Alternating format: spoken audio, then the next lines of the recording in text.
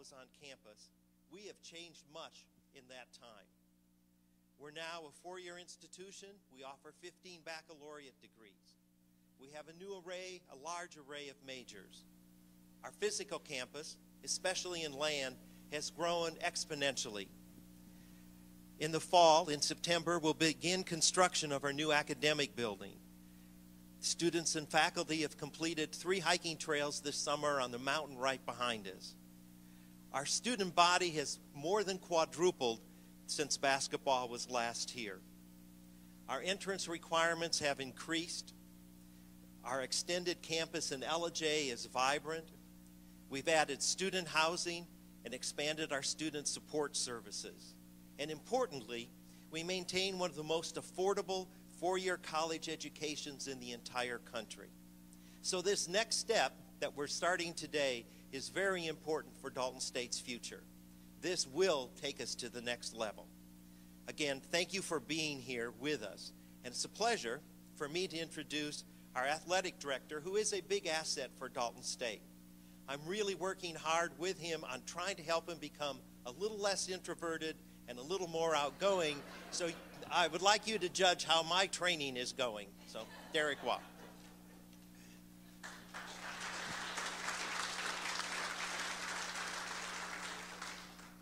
The first thing I'd like to do is give some thank yous.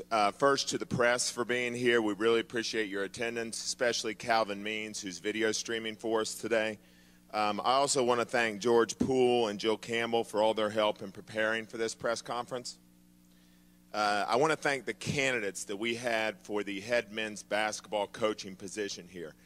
Having been in Division I college basketball for 15 years and seen a lot of coaching searches, I can tell you that the group of candidates we had that wanted to be at Dalton State was as good, if not better, than most of the searches I've seen. And I think that says a heck of a lot about this institution and where we were headed.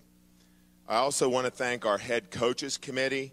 I also had many of those coaches who had been on many interviews tell me that this is one of the most professional committees they've ever dealt with, that had some of the best questions they've ever had in their interviews, and they put a lot of time into this, and I'm very appreciative of that. I want to give them just a quick mention. Jonathan Johnson, Jamie Hall, Dick Henninger, Cheryl Knuckles, Nick Henry, and Richard Skeel. I would also like to thank the students who participated in our interviews on campus. Finally, I want to give a special thank you to 4 men who, if not for their hard work, their effort, and their vision, we would not be here today. And I'd actually like for them all to stand, or if they couldn't find a seat, just continue to stand. The first is Coach Melvin Ottinger. Coach Ottinger's leading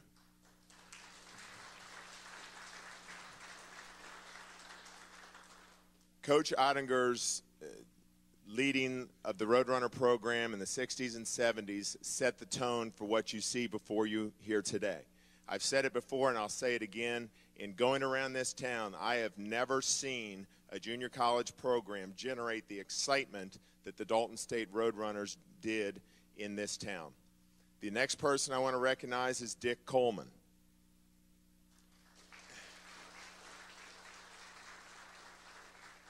Assistant coaches don't always get the credit that the head coaches do, and Dick, I'm very well aware of that. So Dick was also instrumental in all of the great things that the Roadrunners did back in their heyday. The next person I want to recognize is Dr. John Schwinn.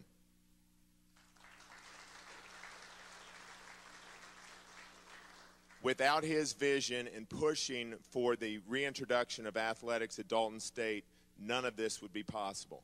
And finally, I want to thank Garrett Bergner. Garrett? Garrett was a huge help during the interview process, but he also has essentially run athletics on this campus in the meantime while we were getting intercollegiate athletics back. It's easy to be overlooked as we do press conferences and all the glitz and glamour of this, but Garrett really paved the way athletically for my transition to be extremely smooth and for the Roadrunners to come back. So to all you 4, without you, we would not be here, and I thank you very much. You know, I vividly remember my first encounter with the Ingle family. I was coaching at Stetson, and we had a pretty good team that year. We were coming off a win at Georgia. We were one of the pre-conference favorites, and little Kennesaw State was coming into our gym to play us. Now, Kennesaw State was a first-year Division I program, so we didn't worry about them too much. Well, actually, my first experience with the Ingles was Golden Ingle, and Golden, I know, is here today. I'm looking out on that court, and Golden's running up and down, and he's leading the fast break, and he's pulling up right after half court, and he's shooting shots deeper than we've ever seen him.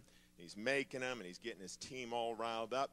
But the other thing I noticed about Golden is that if you even touched him on the fast break, he would fly like he was shot out of a gun. He could flop with the best of them. If he took a charge, he wasn't just getting hit. He was hurling himself back into the goalpost to make sure the ref saw it.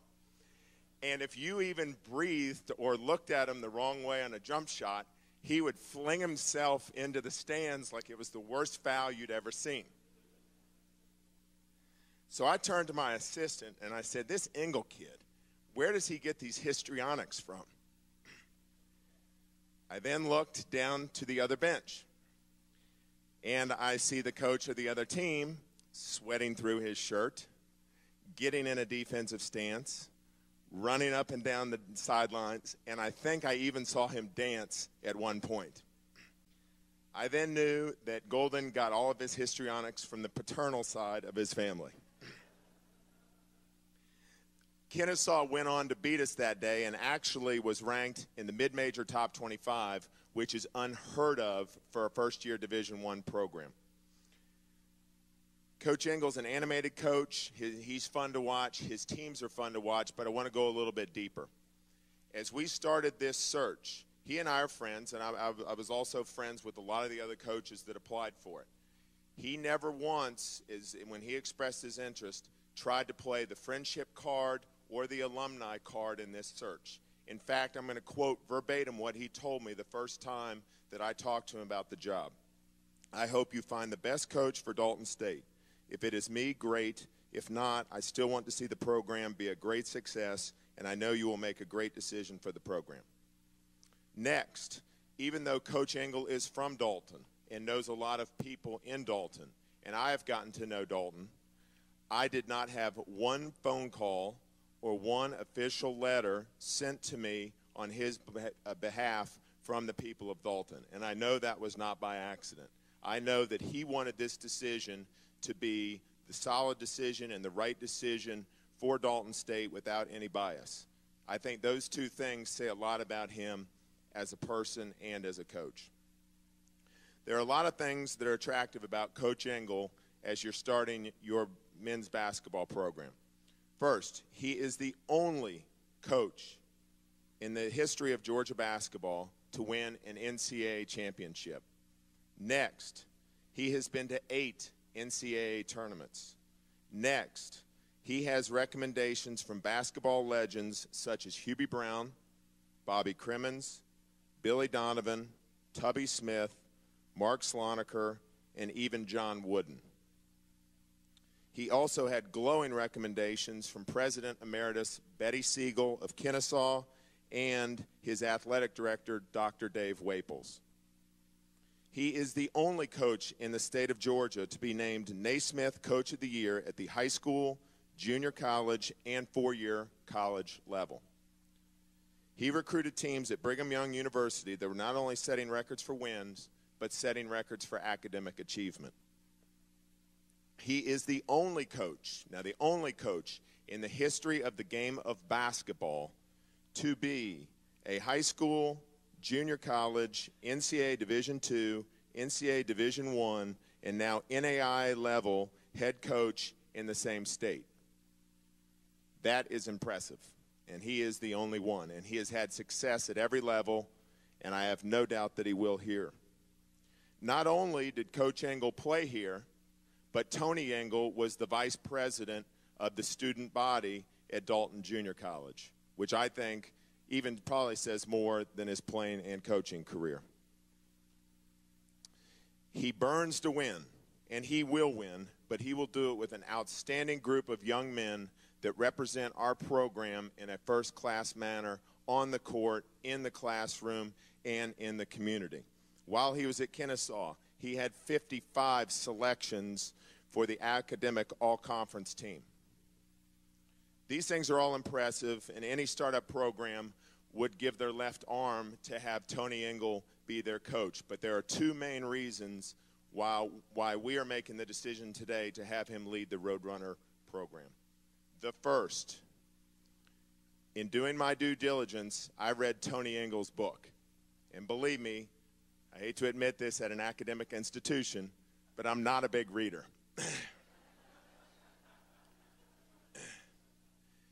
If you read Coach Ingle's book and see from whence he came, what he has overcome, what he has done with his life, and the absolute love that he has for his family, his wife, the players that have played for him, the city of Dalton, the county of Whitfield, and everyone that's been involved with him, it is impossible not to want him to be a part of your organization. By the way, if your book sales spike, I want to cut. The second reason can be summed up with one simple word, and that word is passion. I asked each coaching candidate one question that I thought was the most important. I said, why do you want this job? Now, before they answered, I said, now take out the newness of it and the fact that you can put your own imprint on the program. Take out the fact that Dalton's a nice place to live and Atlanta's a good place to recruit. Why do you want this job? And one man gave me the best answer, and it was Tony Ingle. The absolute love that he has for this community, for this school, for this county, for this area, and the absolute passion that he showed in answering that question then made my decision get a lot easier. This man loves this place, and he will put all of the blood, sweat, and tears he can to not only make sure that our basketball program is successful on the court, but that it helps in every way, shape, and form lift this entire community. I know the college basketball world. It's rare when you can find a coach that even likes his school that much. It's a game based on just making the next move and just getting to where you can get. If you can find a coach as good as Tony Ingle with the passion that Tony Ingle has for this place, you got to grab him and hold on to him as tight as you can.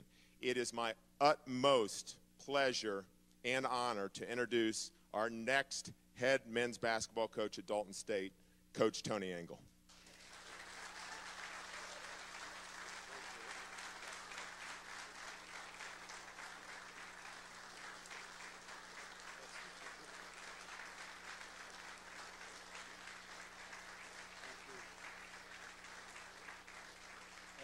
Thank you very much. Thank you very much. I've got a few high school teachers who wouldn't believe what you just said. But no, thank you. It's incredible. Incredible. Thank you very much. I'm humbled. If I can get through this without crying, I did good. So I'm really working on not doing that. I don't want to cry. If I do, just bear with me. I don't have notes. I don't use notes. They just confuse me. I'm not confused in the fact that I love and admire and appreciate a great leader, a great man. And I do my research too. And I want to thank the president of Dalton State College, Dr. Swin, for making a bold move. In difficult times, economy's tough, people are struggling all over the country. And he says, we need to bring athletics back.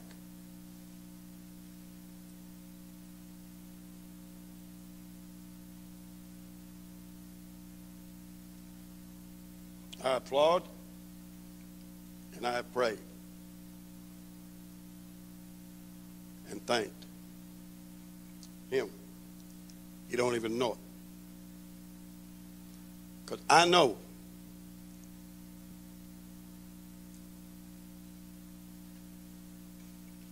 what this institution has done for me and what, in a small way, I've been able to do for others. I'm not what I should be, nor what I could be. But I thank God I'm not what I used to be. And I know what it's like to grow up in the housing projects. We didn't know we was poor. We just, everyone who bought groceries, that's whose house we went to. I still think my sister, one time she got out of bed and her little foot hit that cold concrete floor and she screamed so loud they took a break over at the carpet mill.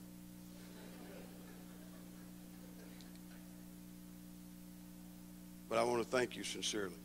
There are going to be a lot of lives blessed, not just basketball, a lot of other sports, a lot of people, supporters, students. It's a great thing for Dalton. Obviously, I want to say how grateful I am to work with Derek Wall. Derek don't know this, but I build up a hate for other coaches. I don't like them. The only reason I shake hands at games is because the crowd's there and I got to be a good sport. I don't like somebody that likes to beat me. I don't know why. I just don't like it. Never have, never will. So I don't want to like Derek. But as I was around him and as I competed with him and saw a class guy, I saw a great leader.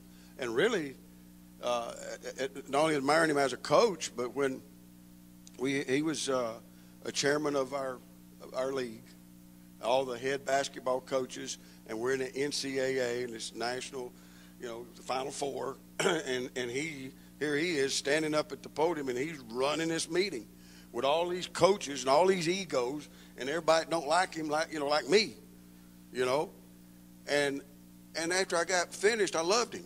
After he got finished with that meeting, I loved him. What I saw was a leader. I saw a guy with vision. I saw a guy that cared for everyone. And I saw, he was real good. He uses, 50-cent words. I wished I had a dictionary sometimes because he's got a good vocabulary. And I started analyzing and watching him. And I even told him, I don't know if you remember this, but after the meeting, I came out and said, "You're impressive." Because he cared for all the programs, not only just his program. And I'm excited about basketball here. I'm excited. But I'm also excited when he rolls out some of the other sports, including females. And I sit here and think for 30-something years, Coach Arner did a great job, and that was what it was, and my life been blessed because of Coach. But then for 30 years, and I don't know how many different presidents they had. I don't know all this stuff. But I do know this, that there's been a lot of little Tony Ingles that didn't get opportunities, whether it be male or female in Dalton, Georgia, because Dalton State College did not have athletics. That's what I do know. And I also know that Derek, well, like Sis Brown, he's a handsome man, isn't he? He's a handsome man, Sis. And when Sis told me that, I said, well, I'm going to start watching. I'll find something else bad about him. Well, I couldn't. I couldn't find anything bad. We go out to eat down at the Oakwood, and he orders a salad. He actually ordered, how many people order a salad? He come on, get some gravy. And then I'm talking to him the other day, true story, great guy, and he says, yeah, I'm walking up Mount Sinai. Mount Sinai. He said, I'm walking up Mount Sinai. I said, oh, wow, did your car break down? He said, no. I said, oh, you run out of gas. I'll be right there. He said, no. I said, why are you walking up Mount Sinai? And he goes, well, I'm getting a little exercise and little daddy and daughter time. And I thought, wow, man, this guy's good. And then, as I'm talking to him one night, if you want to know when I found out I had a job, was Wednesday morning. So if anybody feel like they got cheated, I mean, I was sweating like I really wanted a job, but I didn't want to put pressure on him. And the reason people didn't call is we're so poor they cut our phone bill off, We ain't been able to afford the phone calls.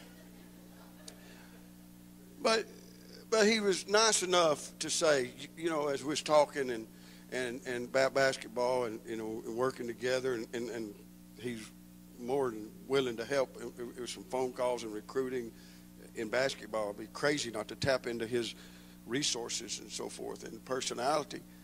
And as we were talking about that, he said, Coach, that'd be a pretty good thing. He said, just think about it. He said, we'll be the only coaching staff in Georgia that has beat the University of Georgia, that has beat Georgia Southern, and he says it beat Savannah State and beat Mercer. And he started rolling off all these teams, and then he said, and it finally included me. He finally said, and Georgia Tech. And he finally included me, but he said us, like we did it. And I thought, well, I didn't beat Georgia. We didn't beat Savannah State. We didn't beat all these people. And then finally he said, we beat Georgia Tech. And I'm thinking, yeah, because I had 3 officials from Chatsworth. Yeah, one of them looked like Jackie Pogue. One of them looked like Jackie. But I thank you, Coach, for including me in all that success that we had.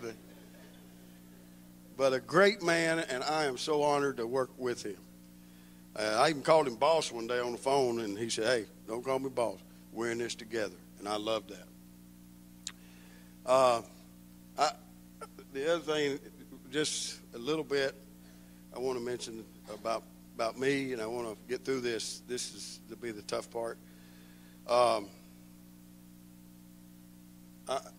wouldn't be here to accomplish some of the things I've accomplished.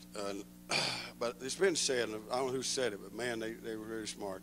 Only the innocent or the ignorant think that they're successful just by themselves. It takes others. And I owe so much to Brady Krill. Incredible man.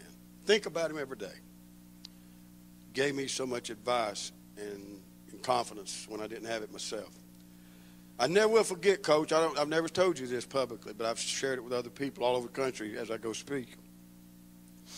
Brady Krill called me in the night before we were supposed to play Murray County High School. And they had a great team that had already won a couple championships. And I never will forget it. He called me in.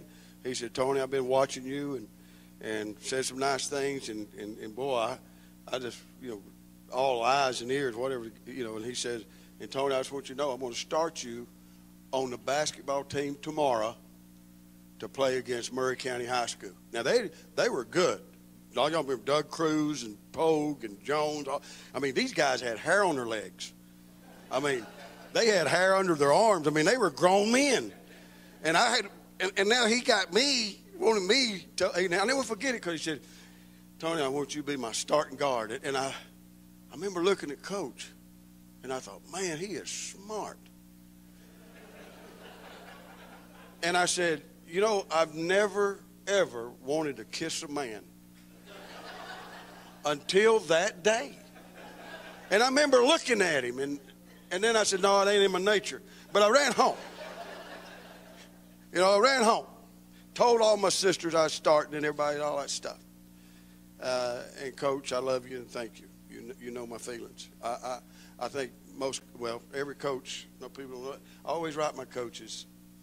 And you say, well, Tony, what's a coach? That's all I've ever wanted to be is a coach. That's all I've ever wanted to be is a coach.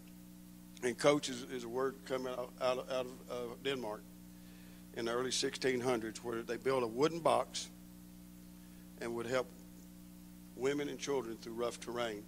And if you think about a coach, you ride down the side of the road, you see buses, it says a coach. You watch old Western movies, it has a stage coach. You're sitting in, if you're flying, you're sitting in first class or you're sitting in coach. A coach is a carrier. A coach is someone that finds the good in you when you don't see the good in yourself. That's all I've wanted to do is help others find the good in them. And I've always said with me as the coach and with them and God, we'll get the best out of them. And I always felt like that. Now, my daddy felt like, he'd get the best out of you with him and his belt. And that worked too. So I don't want to mislead anybody. First college basketball game I ever saw was Dalton Junior College. Where am I going to go see a college game? I'm riding bicycles and everybody else got cars. Where am I going to go see a game? First time we come, Coach, we couldn't even get in. We couldn't get in. Then the next time I came, Coach Coleman, Coach Andre recruited me, and brought me out at halftime on that little red carpet, And I was the only one that asked you, could I take you home with me, remember? But that's the only first game I ever saw as I was introduced to halftime at Dalton State College. Wow. I get to play with Coach O. I might get to play at Dalton Junior College. I get a scholarship. Man, I thought I was somebody. And I'm not saying that because you're on a team, you're somebody. My mother never wore a jersey. But she's the greatest champion I know. She never wore a uniform. So I'm not saying that. But I'm just saying for Tony Ingle, I felt like I was somebody. And I needed that.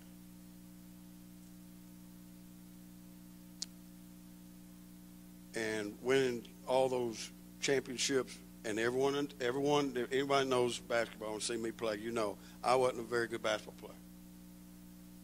But I don't think anybody played harder. I don't. If I knew anybody played harder, I took them out back and would fight them. And Coach knows, because I got fight 2 or 3 times in practice. And I didn't care how big he was. And I already had scars on my face. I didn't mind hurting yours. So I really didn't care. Now, I'm not saying I won the fights. I just said I wasn't afraid of doing it. But it opened up my world. It opened up a vision. It gave me opportunities. The first question that they asked me, and I want to thank the committee too, by the way, for helping in this hiring process. But the first question they asked me, they said, "Why do you think you're a good fit for Dalton State College?" And my answer was something like this: just because I'm from Dalton does not make me the fit. I want you to get the best coach. But I do think I have an advantage in that I left a ligament on the Hutchinson, Kansas court. And they took everything. I didn't get to play. Then I have to go home. I have to look out the window and see my daddy cry, see my mother cry, and my wife, who was my girlfriend back then, cry. And I felt like I let everybody down. The worst feeling that I know of is to feel like that you have let someone down that you love and you really care. See, if you don't care, you can't get hurt. And Mother Teresa said it's okay to get hurt because we always got to keep caring. As a matter of fact, the last time I cried that much is my cousin Gary burnt the fudge. It was a traumatic experience for me because we didn't have that much fudge. But it started a dream. It started a dream in a young boy. And every time, my knee lets me know every day that I went to Dalton State College. It lets me know, and I think about it. Never in my wildest dreams did I ever think I'd be coach at Dalton State. Never in my wildest dreams did I think that when Roadrunners hit the floor next year, that Tony Ingle would be the coach of the Roadrunners, having to step in behind a legend and a great man, great guy, Coach Ottinger, Coach Coleman. I asked Coach Coleman one time, I said, "Coach, he coached the second unit. I was on second unit. I said, "Coach, can I shoot the ball more?" He said, "Yeah, but keep passing it to Cleo for the next 2 months."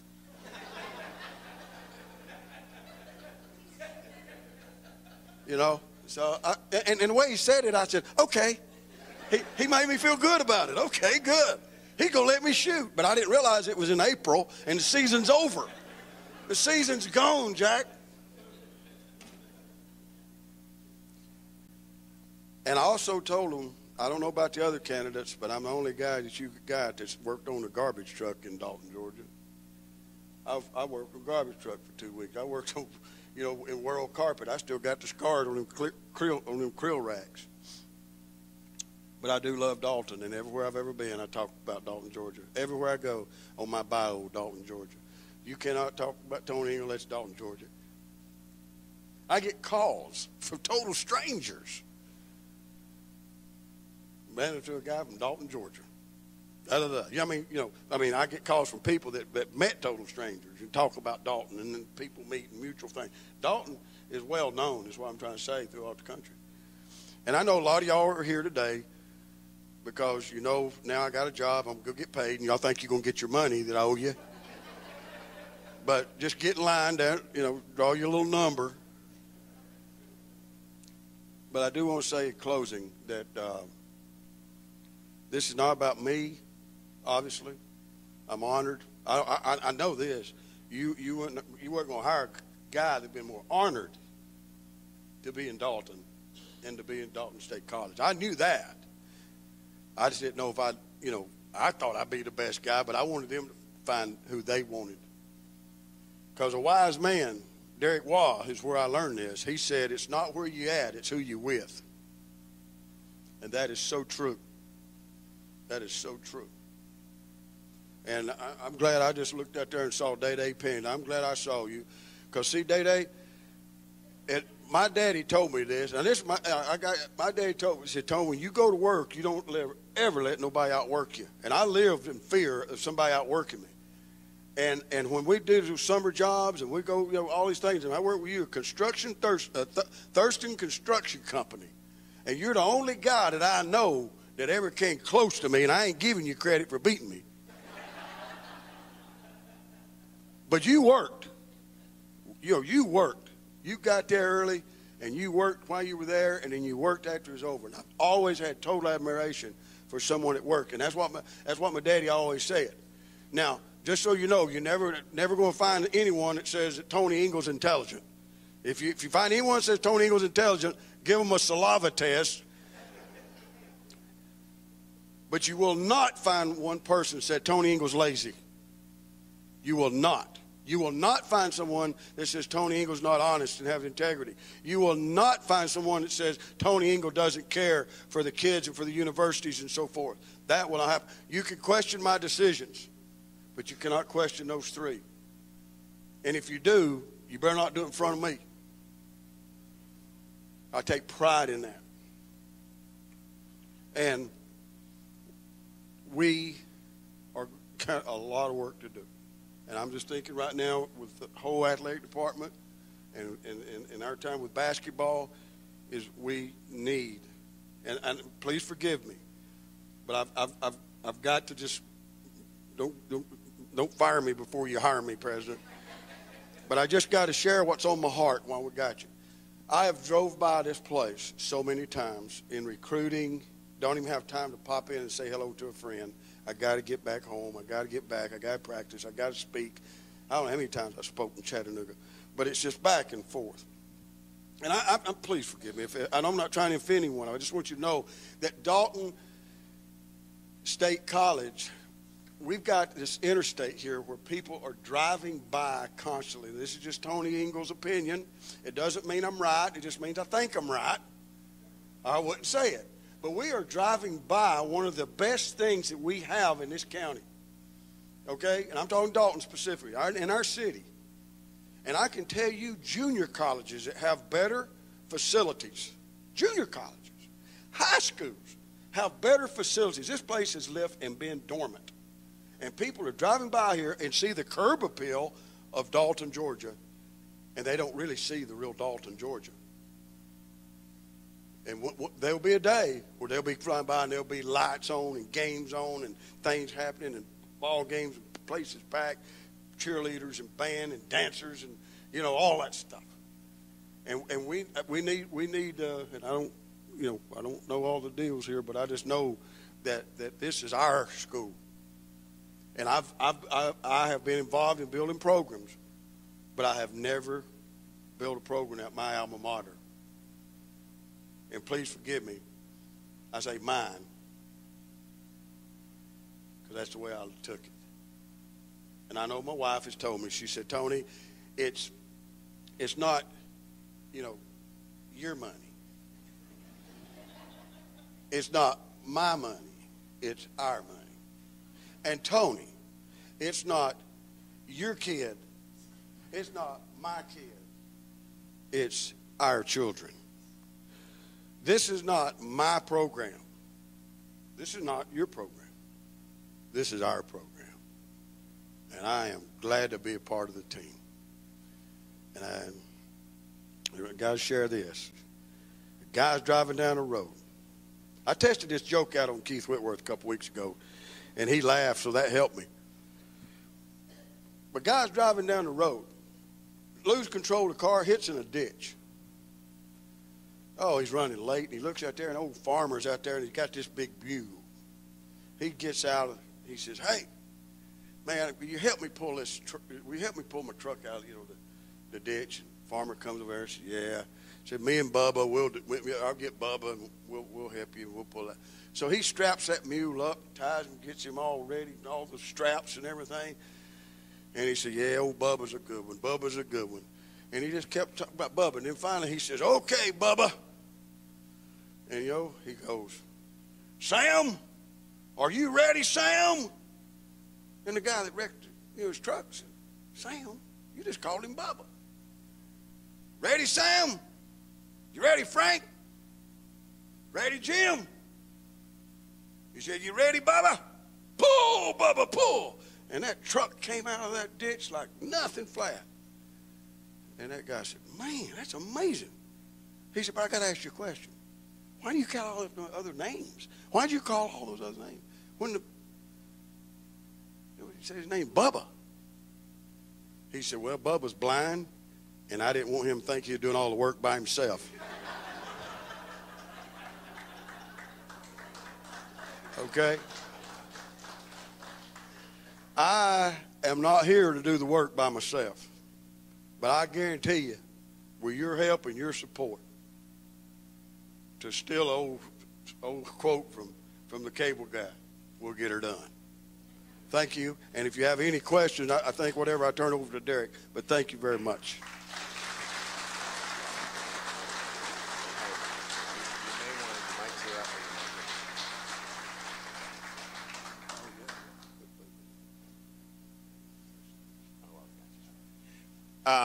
At this point, Dr. Schwinn apologizes. He had to take off. He had a funeral he needed to be at. But we'll entertain any questions for either Coach Ingle or myself from the media. If you could just raise your hand.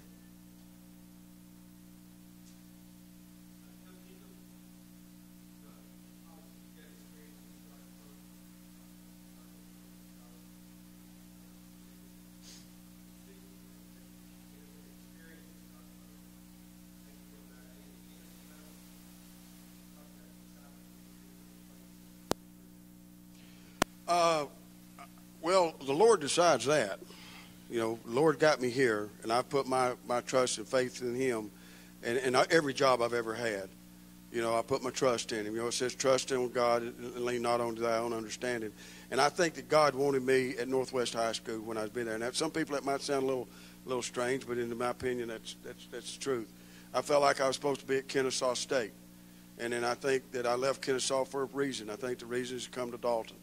And yes, I mean, I could very well be here the rest of my life and be perfectly happy with it. That'd be awesome. Great. But as far as energy level, I was still a line from Herschel Walker. After 51 carries in a football game one night, they asked him, they said, "Herschel, did you get tired?" And he said, "No, football's not heavy." Well, basketball's not heavy. And if you question, enthusiasm or whatever, I look at it this way. Enthusiasm has no age. I know people that's 10 years old, 11 years old, 12-year-old don't have the enthusiasm I got. I know people that's 25 and 30. Enthusiasm has no age, but wisdom does. And I think I have both. And I do want to say this, before I got the microphone, is I would totally be remiss if I didn't say this, is my family. Israel, will you hold your hand up when I introduce you? This is Israel Ingle. He's a head coach at Gordon Junior College. He went to Hudson, Kansas last year, and District 13 Coach of the Year. This is his lovely bride, Candace. And they've got our little granddaughter here, Isabel. This is Christy. Christy, hold your hand up now. That's little Christy. This is Golden, the one he was talking about earlier. My sister, Sheila. I'll get you that $20 later. And Keith is my brother-in-law and great guy, everybody knows. And then this is my lovely bride, Jeannie, married for time and all eternity. I asked her the first time I saw her. Remember, I asked her, 25 years of marriage. I said, honey, when you first saw me, was it love at first sight? She said, no, it was a pitiful sight. But, of course, Lynn, great person, wonderful, and there's Tony Jr. Tony, and that's my family, and I think that this is Sheila, my sister. Here's Inky, my sister, and Elliot. There's Elliot. Elliot, you mind coming in and take your shirt off and do a dance? Okay. So, but anyway, that's my family. I apologize I didn't say that earlier. But hey, to answer your question, I got enthusiasm. I'm excited. I'm here to build a program. I'm here to build a program. I got goals and things I want to accomplish, and I hope I'm here a long time. I hope I'm here a long time. Yes. So you know this area, what are some of the obstacles that start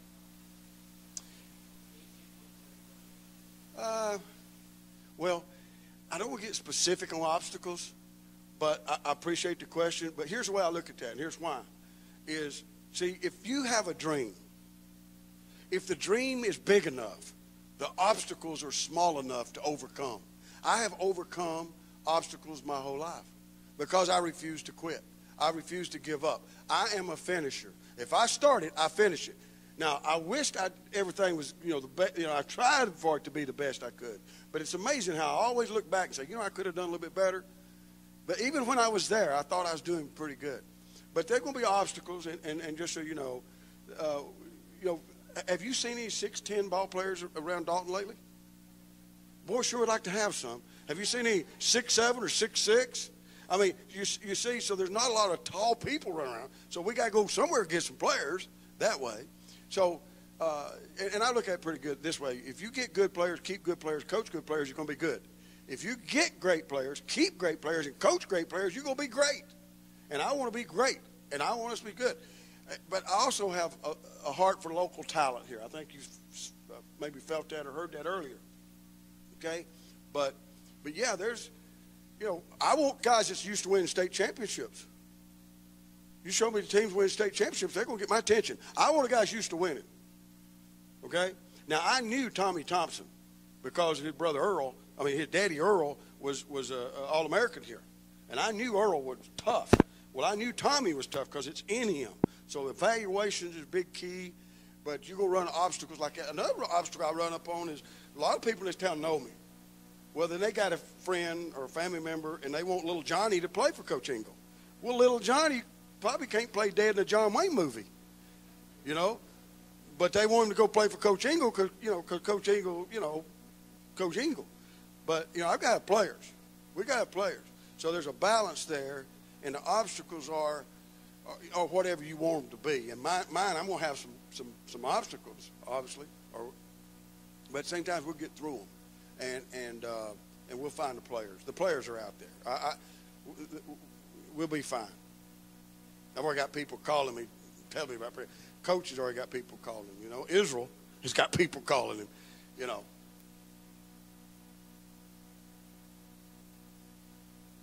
Yes, sir.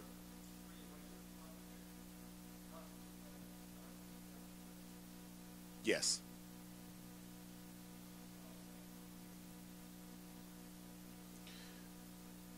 No, what the plan is we wanted to definitely have a presence on campus.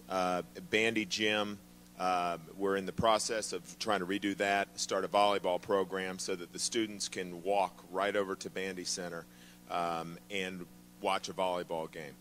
They would have to walk up a bigger hill to get to the trade center. With our finances, we started men's basketball this year, and then the plan is to start women's basketball next year because, as I said a bunch of times, we do not want to roll out sports until we make sure that they're competitive and are well-funded and can represent the institution the way it should be represented. Anybody else have anything? All right, fantastic. Well, thank you so much for coming today. We really appreciate your attendance, and we look forward to seeing all of you when we kick off in 2013. Thanks.